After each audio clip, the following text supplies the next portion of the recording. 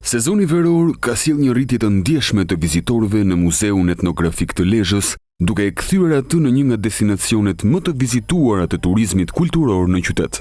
Krahas vizitorëve vendas, muzeu po tërheq gjithnjë e më shumë turistë të huaj, veçanërisht nga Izraeli dhe Shtetet e Bashkuara të Amerikës. Veshjet karakteristike të krahinës, armët e punuara nga mjeshtrit artizan dhe veglat tradicionale të jetës së përditshme zgjojnë interesin më të madh të turistëve. Përmes tyre, vizitorët njihen me historinë, kulturën dhe identitetin e Lezhës ndër shekuj. Ka një rritje për rreth 10% raport me vitin 2025.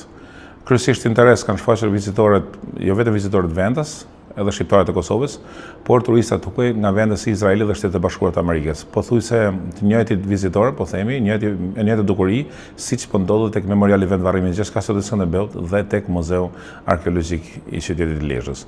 Kemi një rritje e cila deri, po themi, pjesën e parë të këtij viti, 6 muajin e parë, po ashtu dhe muaj korrik shënon një rritje më të madhe në raport me muajt e tjerë, sepse kemi hyrë tashmë në fluksin sezonit turistik, për arsye se kjo lidhet tani edhe me pushuesit që vinë për plazh, për turizëm balnear, që vinë nga shteti i Shëngjinit, nga Rana Hedhun, Kune dhe plazhi i Talës. Rritja e numrit të vizitorëve konfirmon interesin në rritje për turizmin kulturor, duke e bërë Muzeun Etnografik një ndalesë të rëndësishme për ata që duan të njohin trashëgiminë historike dhe kulturore të Lezhës.